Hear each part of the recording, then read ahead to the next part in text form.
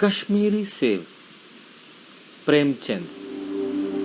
इस कहानी में बाजार में लोगों के साथ होने वाली धोखेबाजी पर प्रकाश डाला गया है और खरीदारी करते समय सावधानी बरतने की आवश्यकता पर जोर दिया गया है। कल शाम को चौक में 2-4 जरूरी चीजें खरीदने गया था।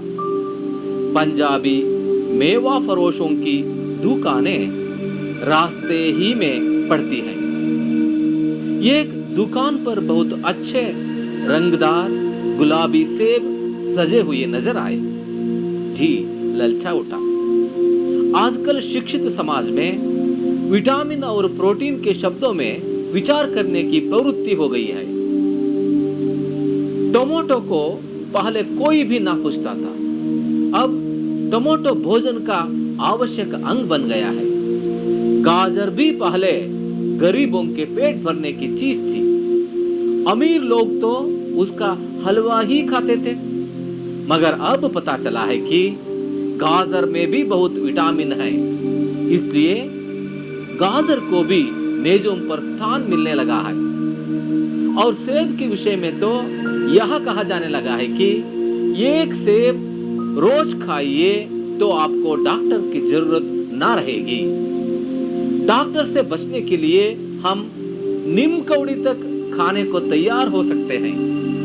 सेब तो रस और स्वाद में अगर आम से बढ़कर नहीं है तो घटकर भी नहीं। सेब को यह स्थान मिल चुका है। अब वह केवल स्वाद की चीज नहीं, उसमें गुण भी है। हमने दुकानदार से मोल भाव लिया और आध सेर सेब मांगे। दुकानदार ने कहा, बाबूजी बड़े मजेदार सेब आए हैं, खास कश्मीर के, आप ले जाइए, खाकर तबीयत खुश हो जाएगी। मैंने रुमाल निकालकर उसे देते हुए कहा, चुन चुन कर रखना। दुकानदार ने तराजू उठाई और अपने नौकर से बोला, सुनो, आध सेर कश्मीरी सेब निकाल ला, चुन कर लाना। लौंडा 4 सेब लाया। दुकानदार ने तौला, एक लिफाफे में उन्हें रखा और रुमाल में बांधकर मुझे दे दिया। मैंने 4 आने उसके हाथ में रखे।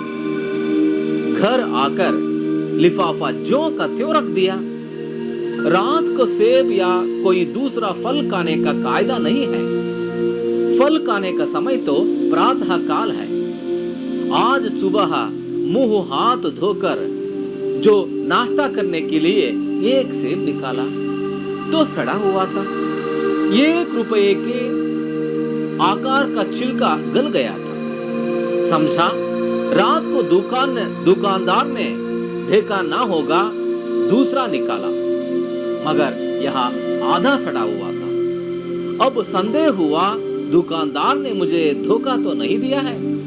तीसरा सेब निकाला, यह सड़ा तो ना था, मगर एक तरफ दबकर बिल्कुल पिचक गया था। चौथा देखा, वहां यूं तो बेदाग था, मगर उसमें एक काला सुराख था, जैसा अक्सर बेरों में होता है। काटा तो भीतर वैसे ही धब्बे जैसे बेर में होते हैं। एक सेब भी खाने लायक नहीं। 4 आने पैसों का इतना गम न हुआ जितना समाज के इस चारित्रिक पतन का। दुकानदार ने जानबूझकर मेरे साथ धोखेबाजी का व्यवहार किया। एक सेब सड़ा हुआ होता तो मैं उसको क्षमा के योग्य समझता, सोचता उसकी निगाह ना पड़ी होगी, मगर चारों के चारों खराब निकल जाए, यह तो साफ धोखा है। मगर इस धोखे में मेरा भी सहयोग था। मेरा उसके हाथ में रुमाल रख देना मानो उसे धोखा देने की प्रेरणा थी। उसने भांप लिया कि यह महाशय अपनी आंखों से काम लेने वाले जीव नहीं है और ना इतने चौकस है कि घर से लौटाने आए। आदमी बेईमानी तभी करता है जब उसे अवसर मिलता है। बेईमानी का अवसर देना, चाहे वह अपने ढीलीपन से हो या सहज विश्वास से, बेईमानी में सहयोग देना है। पढ़े लिखे बाबुओं और कर्मचारियों पर तो अब कोई विश्वास नहीं करता। किसी थाने या कचहरी या म्युनिसिपैलिटी में चले जाइए, आपकी ऐसी दुर्गति होगी कि आप बड़ी से बड़ी हानि उठाकर भी उधर ना जाएंगे। पहले ऐसा नहीं था। व्यापारियों की साख बनी हुई थी। यो तौल में चाहे छटाक आधा चटाक कस ले, लेकिन आप उन्हें 5 की जगह भूल से 10 के नोट दे आते तो आपको घबराने की कोई जरूरत ना थी। आपके रुपए सुरक्षित थे। मुझे याद है, एक बार मैंने मुहर्रम के मेले में एक दुकानदार से 1 पैसे की रेवड़ियां ली थी और पैसे की जगह 8 दे आया था। घर आकर जब अपनी भूल मालूम हुई तो दुकानदार के पास दौड़ा गया। आशा नहीं थी कि वह 8 लौटाएगा, लेकिन उसने प्रसन्न चित्त से 8 लौटा दी और उल्टे मुझे क्षमा मांगी। और यहाँ कश्मीरी सेब के नाम से सड़े हुए सेब बेचे जाते हैं। मुझे आशा है पाठक बाजार में जाकर मेरी तरह आंखें ना बंद कर लिया करेंगे, नहीं तो उन्हें भी कश्मीरी सेब ही मिलेंगे। पाठ का आशय। लेखक अपना अनुभव बताते हुए पाठकों को सचेत करते हैं कि अगर खरीदारी करते समय सावधानी नहीं बरते तो धोखा खाने की संभावना होती है। लेखक परिचय मुंशी प्रेमचंद। प्रेमचंद जी का जन्म 31 जुलाई 1880 को वाराणसी के पास लमही नामक गांव में हुआ था। इनका वास्तविक नाम धनपत राय था। वे शिक्षा विभाग में नौकरी करते थे। बचपन में ही प्रेमचंद मातृ प्रेम से वंचित रहे।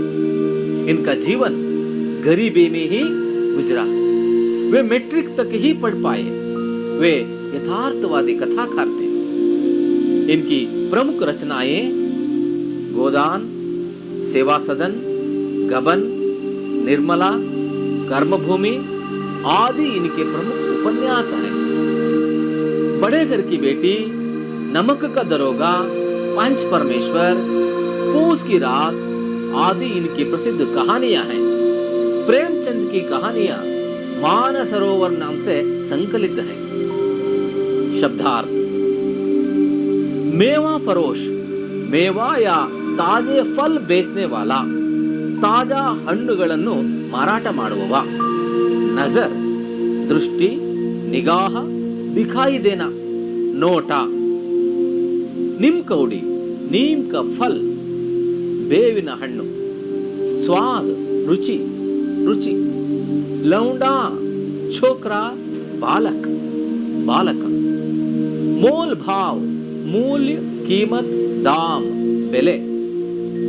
तराजू, तौलने का साधन, तक्कड़ी। कायदा, नियम, रीति, कायदे अथवा नियम। गलना, किसी वस्तु का घनत्व कम होना, करगुವುದು। बेदाग, साफ, जिसमें कोई दाग ना हो, कले इಲ್ಲದ अथवा ಹುಳುಕಿಲ್ಲದ। सुराख, छेद, रंध्र अथवा ಹುಳುಕು। बेर, एक प्रकार का फल, बोरे हಣ್ಣು। पांप लेना, पहचानना, गुरुतिसु। चौकस, सचेत, एಚ್ಚರ, सावधान। कचहरी, दफ्तर, कचेरी, ऑफिस। साख, लेन देन,